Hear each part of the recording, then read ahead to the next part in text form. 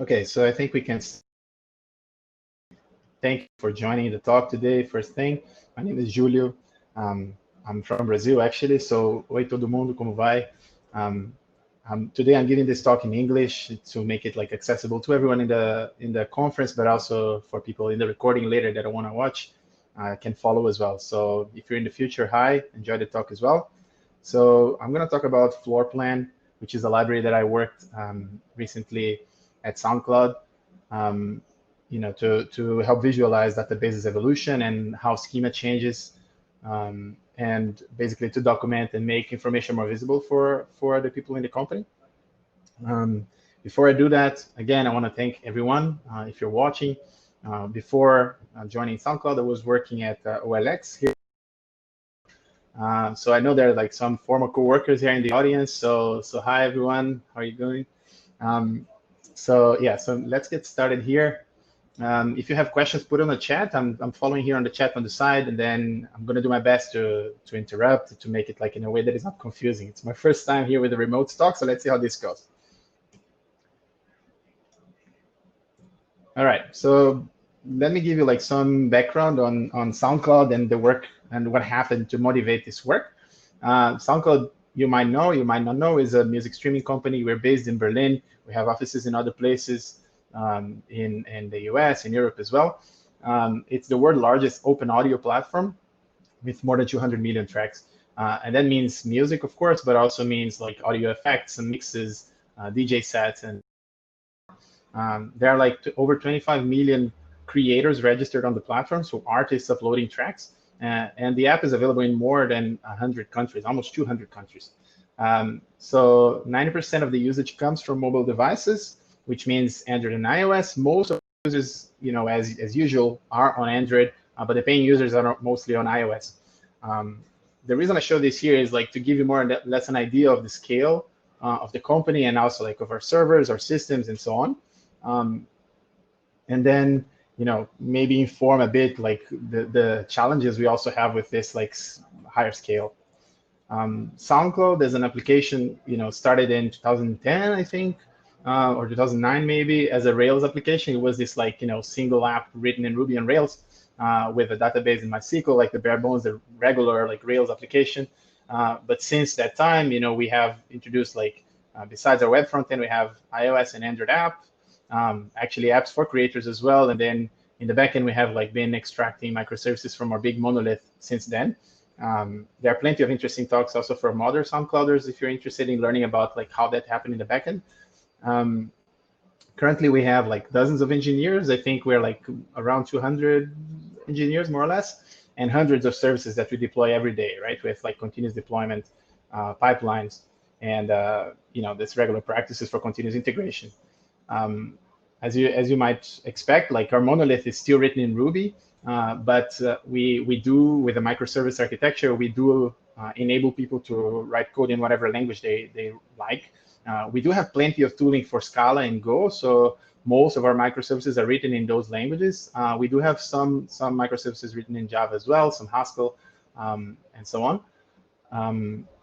Yeah, but it's kind of like very diverse, right? Android specifically, since this is an Android conference, I figure like maybe bring some information about our Android group. We are around 20 engineers, more or less, come and go. And it's a rather big team, right? Like previously working on OLX, we had also a rather large team. At SoundCloud, I think it's even larger. 20 engineers, we see like 60 merged PRs per week, every week. A lot of code changes. Our code base is currently made of like around 250 modules, so it's highly modularized. We have more than 8,000 tests. Like if you think of the test pyramid, unit tests, integration tests, tests with the database, with network, and of course end-to-end tests. And more than 15 databases, around 15 databases actually, and that might sound a lot. It's actually a lot. So databases means like not only tables but actual database files, and they're distributed in different setups and configurations. Like some that we touch more often, some that we touch less often. Yeah, and that's actually like, you can see from the scale here that FloorPlan and like a tool to document like how things work and change can be very helpful for us, especially when you have so many engineers in the team, people coming and going, and also As I mentioned before, due to the polyglot development, we have engineers that work on the backend, and maybe they come and merge a PR on the Android repo once every few months, or even PMs that also contribute to the code bases on the Android and iOS sides. So here I'm going to give a quick overview of the history of databases at the SoundCloud Android app. We started like everyone else, like 2010, bare SQL, like with the Open Helper APIs. If you're doing Android for a long time, you probably remember these things. We had like SQL code mixed with Java sources, and then as the team grew and the application grew, we had to we figured like we might introduce some better APIs for people to deal with database managing. But not only that, we figured that some of our use cases were getting really hard to deal with the bare SQL functionality. So namely, a feature that we're really, really interested in was observability, right? So in order to build reactive pipelines and like event-driven pipelines, kind of like in a unidirectional data flow way, which is something we have been doing like since 2011 or so with like RX Java 1, we wanted to be able to observe our database changes. So in order to do that, we started a library internally that we called Propeller, that provided it was basically a wrapper around the Open Helper, the SQLite Open Helper, and provided some better APIs, right? It provided like type safety as well, and the observability feature, which is what we really interested in, right? Like this concept of fetching something from the database and being notified when the data changed underneath. We have been using Propeller since 2011 or so, and of course, many other companies faced similar challenges with databases. So they also implemented their own solutions, right? Like one of the most famous ones, of course, was Square with SQLite. And it was quite interesting that they started developing SQLite around the same time that we started developing Propeller. It was a plan of ours to actually open source Propeller at some point. But we figured that since SQLite was released and it had even further features than what we had, we decided to instead move into SQLite. So even though our main databases that stored tracks and users and playlists, they were still written in Propeller using the Propeller wrapping, we started writing new features using SQLite. And the extra features that we got from SQLite is clearly the separation between Java and SQL. That was great for us, especially because we have so many experts on database technology on the company that we could leverage their experience to also optimize our queries. Even though they didn't really understand Java or Kotlin or how to build Android apps, they could take a look directly at our SQL code to help us optimize it. But also, the fact that SQLite was kind of the future that the open source community was really pushing through, and it reduced the burden for us to maintain Propeller internally, right? So we started moving things to SQLite. More recently, right, Room became a thing. Google's open source database managing library, the ORM. The cool thing about Room is, it has a huge spread on the Android community worldwide. And for us, that also became important when we looked into onboarding engineers and hiring new engineers to the team, right? So, with Propeller, that was a thing.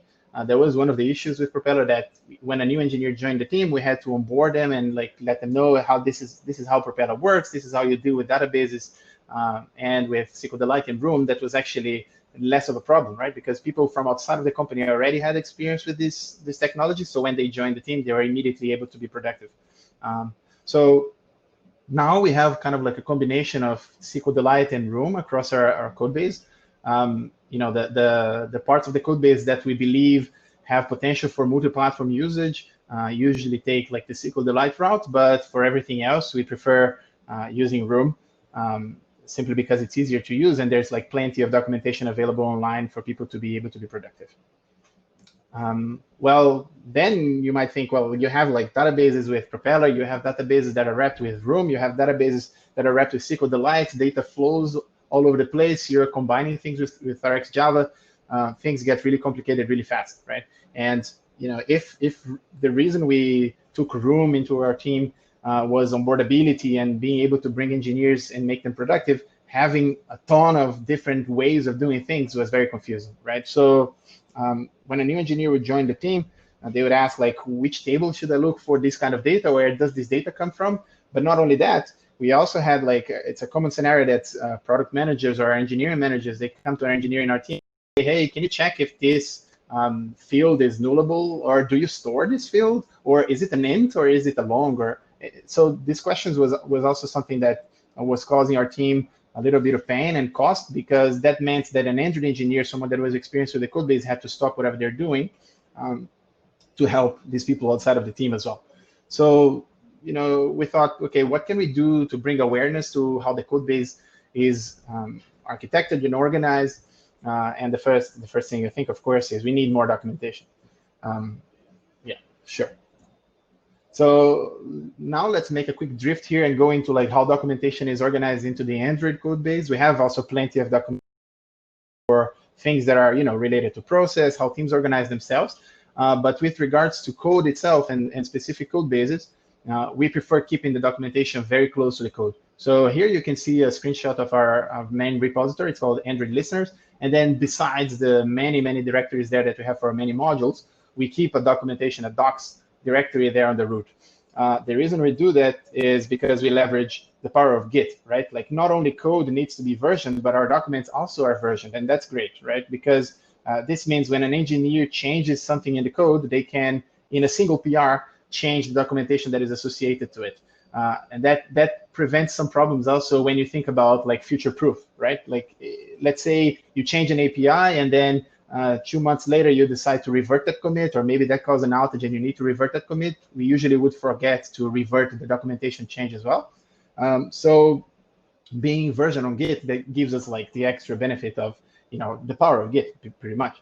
Not only that, we get like pull request reviews on documentation just like any other piece of code that we get. So it's also easier for people to be on board to like documentation that we write, because they simply receive a notification saying, hey, there's this new piece of documentation for you to review, or maybe this documentation that you're the owner of got changed by another engineer. Please take a look.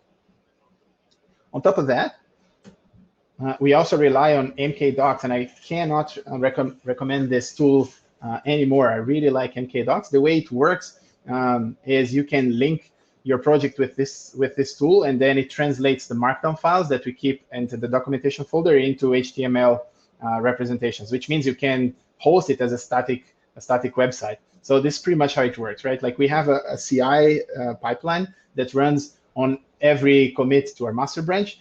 In a similar way to we would run like unit tests or UI tests, we generate the documentation from the docs directory. So you always have a website that gets deployed with every commit to the master branch, and that website is available internally within our internal network at SoundCloud that is accessible for everyone, not only engineers, and even further, not only with the people who have access to the code, right? That also means like any other person that is part of the internal VPN of SoundCloud, the internal network, have access to the documentation of the full project.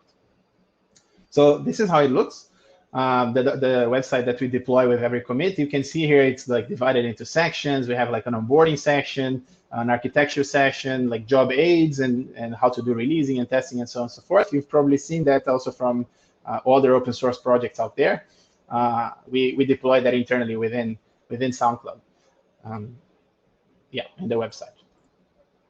So now I want to do a quick break about documentation and bring this like quote from Eric Evans from the domain-driven design principles that says a document should not try to do what the code already does well. And what I want to mean with this is that, sure, you can write as much documentation as you want, but documentation can rot just like code, right? But just like code comments, the documentation you write into Markdown files can also rot. So if I ask an engineer, hey, when you create a new database, please don't forget to update the documentation for the database, it's very likely that at some point we're going to forget, or it's simply going to miss some parts, right? And the documentation is going to rot, and that's actually more problematic than not having documentation at all. I'm very having like rotten documentation is counterproductive, because it misleads people to thinking that code works this way. It actually works in a different way. So the question is there a way that we can take the actual database definitions and somehow translate it into documentation instead of like having this manual step of writing the documentation ourselves? So of course, there is a reason, there's a way to do it. But before I tell you about it, let me give just quick sip of water here. So that's exactly what FloorPlan was built for. So FloorPlan is this open source library, as I said, that I worked on here at SoundCloud. And it works kind of like a pipeline, right? Like the architecture here you can see on the diagram. We start with the schemas from the database. So that can be, a SQL file or whatever input you wanna give to FloorPlan. We give that to a consumer, whatever that means. I'm going to go into that in detail later. Translate that into DBML, which is an intermediate representation, and then finally into the diagrams that we can then host in our website. So let's go piece by piece here and analyze what actually means what. So the first part is the consumer, right? The consumer here, the way it's organized, it's a pipeline. This is just an interface, right? And the reason this is an interface is that we can apply dependency substitution, right? So even though FloorPlan works with this like fixed pipeline, you can still mix and match and change the implementation of the consumers in a way that you can implement a class that translates the schema that is the input into the next step of the pipeline, which is then the DBML representation. So let me give you an example about what this means for Room. With Room, you can export your schemas. This is copied from the Room documentation here. You can export the schemas on every build for the testing sake. So the way if you add this property Room schema location in your Gradle file, every time you build your project, Room is going to spit a JSON representation of your schema. I think I have a GIF here for the schema representation of the app that Chris Baines also wrote, the TV app. It's a pretty complex app. It has a bunch of tables, a bunch of fields for every table, and you can see this file is pretty extensive, right? It contains the names for our columns, the indexes, the names for the database, and also the raw SQL queries and whatnot. But it's hard to read, right? When I give you this 1,000-line file and I ask you, hey, can you check if this field is null or how many fields here are nullable? That can take you some time. So that's the job of the consumer here is we can take this JSON file, which is actually in a structured data format, parse that thing, and spit out the DBML representation. So one of the consumers that is part of the FloorPlan repository, and of course you can extend it to use whatever input schema you want, but one of that I've built as part of the repository itself is a consumer for Room that takes the JSON files.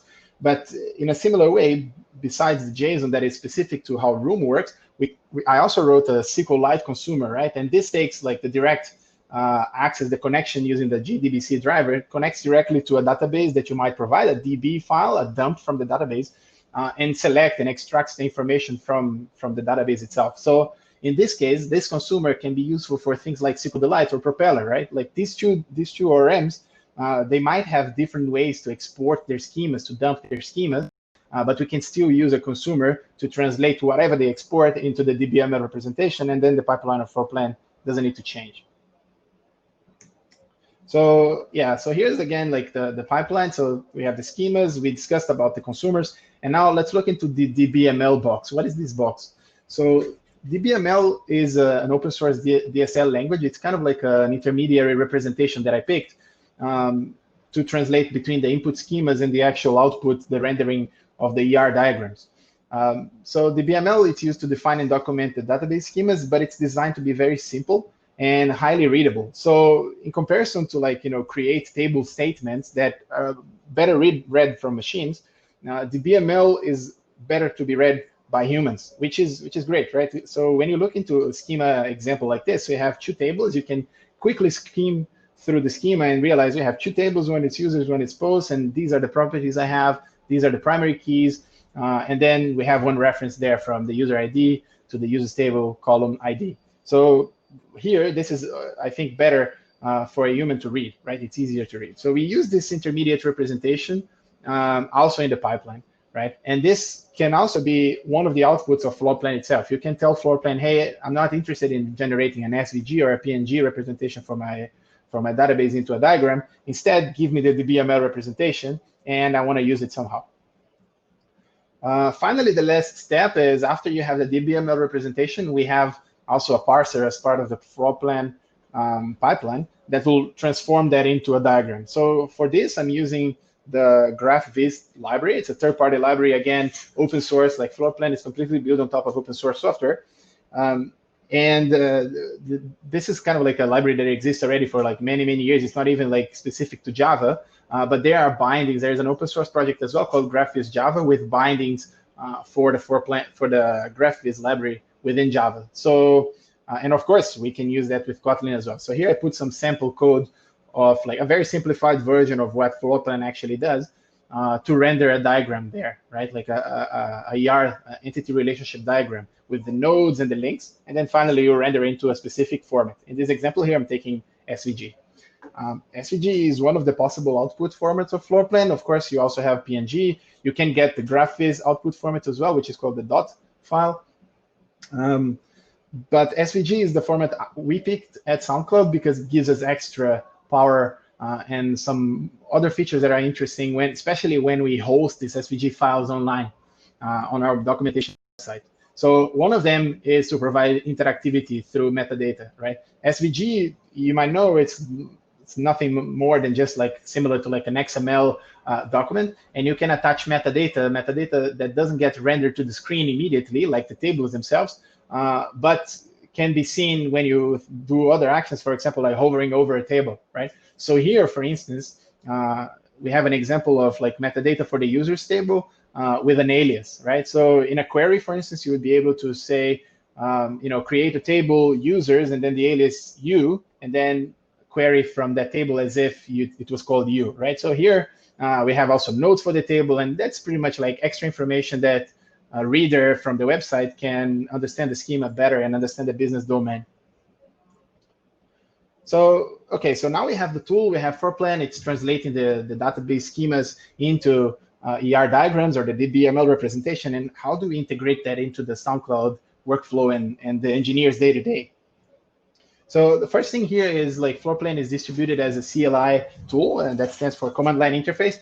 And the reason it's distributed to CLI is that we make FloorPlan kind of like environment agnostic, right? That means we can run FloorPlan as part of our CI, as I said before. On every commit on the main branch, we can run FloorPlan even if you're on a MacBook or if you're on in a Ubuntu or whatever Gentoo Docker image on the CI, you can still run FloorPlan here, and you have like the full capabilities of the tool. But FloorPlan is also distributed as a Gradle plugin. So this is more interesting for us Android engineers. We're like very used to Gradle plugins. So you can define and apply the Gradle plugin, the FloorPlan Gradle plugin to your project. And then by specifying the schema location and the output location, FloorPlan will generate the ER diagrams by running a Gradle task that you can see here on the FloorPlan. I think this is easier from an Android engineer standpoint. People are more acquainted to running Gradle tasks in their day-to-day. And it's also easier for people to attach that to other already existing Gradle pipelines.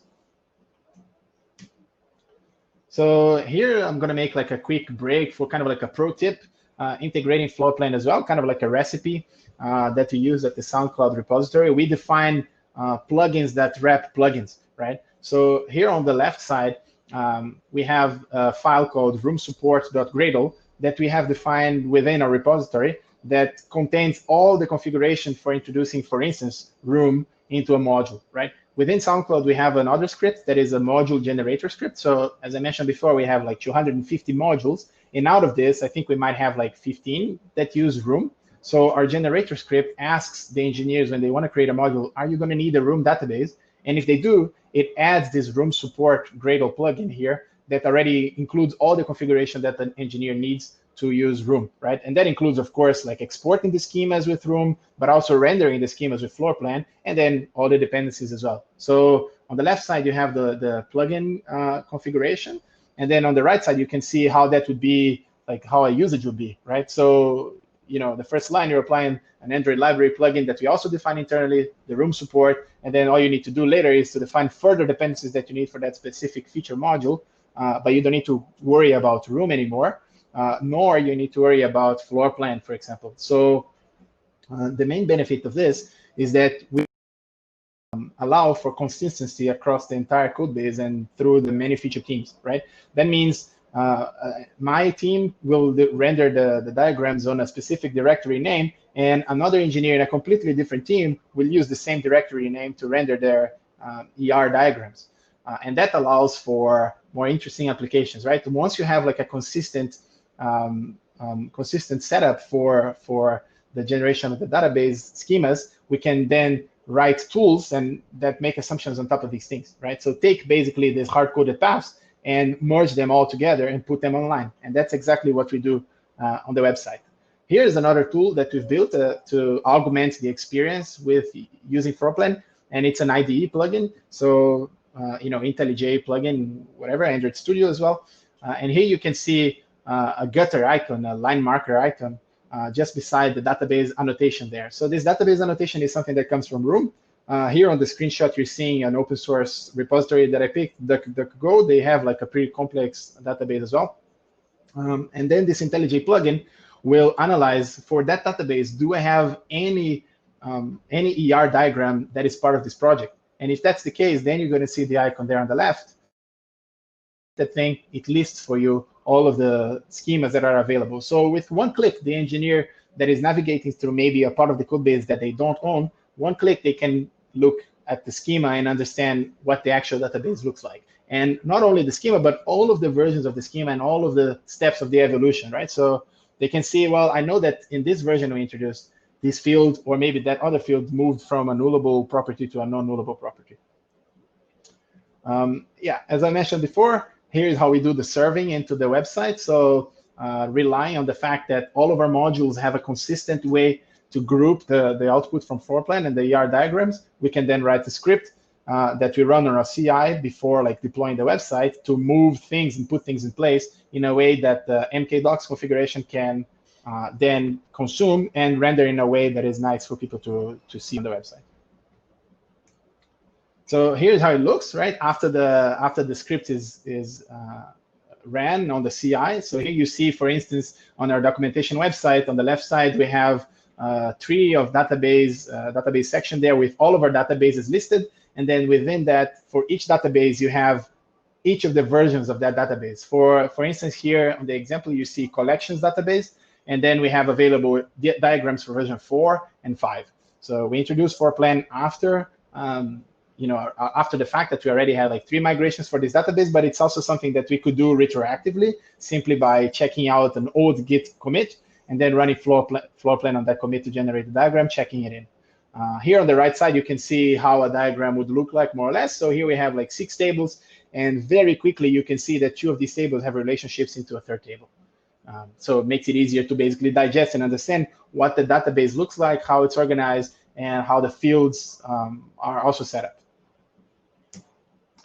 So another interesting use case besides the diagram generation, as I mentioned before, is outputting DBML. So this is great for us as well, because DBML being very easy to read as a human, it's also very nice input for diffing. So here you can see I picked version 4 and 5 of the PlayQ database that we have within the code base and apply a diff, and very easily you can see which fields changed, right? So usually on a PR, you'd see maybe hundreds or maybe thousands of lines of change, and you'd have to like dig into it to figure out what actually changed. But here, it gets really easy to see that the entity URN property was added, and then the source property changed from nullable to not null. On top of that, of course, we can do even more interesting things like adding GitHub comments automatically, right? So when our CI runs, it will figure out, okay, do I have a new version for this database in this PR in comparison to the main branch, to the master branch? If so, I can automatically comment on it and let the reviewers know that there is a database change as part of this PR. Okay, that was a lot. So let me wrap up what we've seen here. I'm also running out of time. So source code is also the source for the documentation. That means the documentation is always up to date, right? It never goes stale. We did introduce a tool that didn't cause any disruption to the engineers' workflow, their day-to-day. So everything is automated, right? All you need to do is to write your database, your room database as you would, and then FloorPlan picks that up, generates the ER diagram, and then puts that on the website automatically. There is nothing you need to do. Not only that, we can generate value for engineers in each of the steps of the pipeline. So once you give the input schema into the pipeline, you can take the DBML representation and take value out of it, for example, in code review, as I mentioned before, or you can use the next step and get the yard diagrams directly in SVG or PNG formats to share. And not only that, even we put that online later, and that becomes available for people even outside of the Android engineering world at SoundCloud. We also augment the workflow. So not only we didn't cause any disruption, but we also provide tools, for instance, the integration with the IntelliJ platform, to let engineers discover things even if they're not looking for them. And we enable potential extension. So with the consumer API, for instance, we can read currently like room databases. We can also read like the schemas from SQLite and the propeller databases in the Android code base. But we also have an internal implementation that reads core data inputs, right? The schemas dumps from core data. So our iOS engineers also have a use case for FloorPlan. Not only that, our Rails, Ruby on Rails engineers on the main SoundCloud application on the backend can still give the MySQL schemas into a consumer, and FloorPlan does the job in the same way. So we provide accessibility through environment agnostic tooling. That means, as I mentioned, we can run FloorPlan on CI, we can run FloorPlan on a Linux machine, on a MacBook machine, that doesn't matter, right?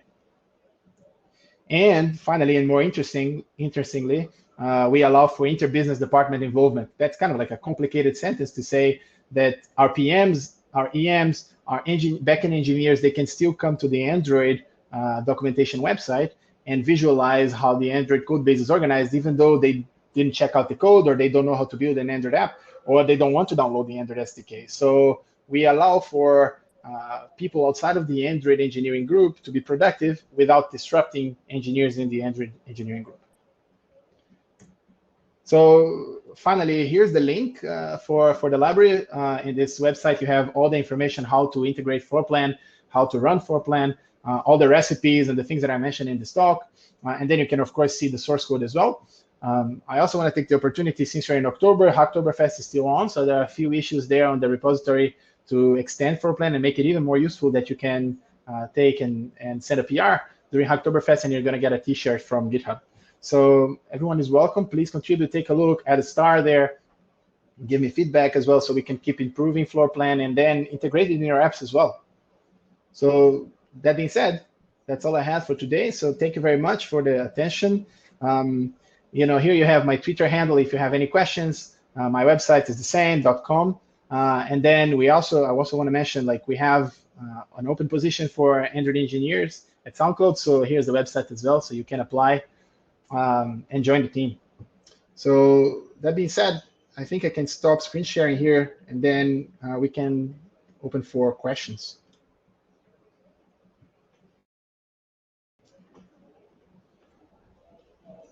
I see some praise there. Thank you very much, everyone. Looking forward to your PRs as well.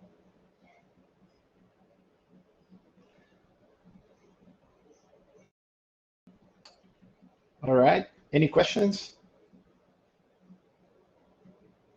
I think we're already late for the next talk. I also don't want to take a lot of your time, so you can enjoy. The next talk is by Jimmy Morales about data store. Interesting. Okay, so if we don't have any more questions, then I'll see you in GitHub on FloorPlan. And also ping me on Twitter if you have any further questions. I'm happy to answer and to connect. Have a good day. Bye-bye.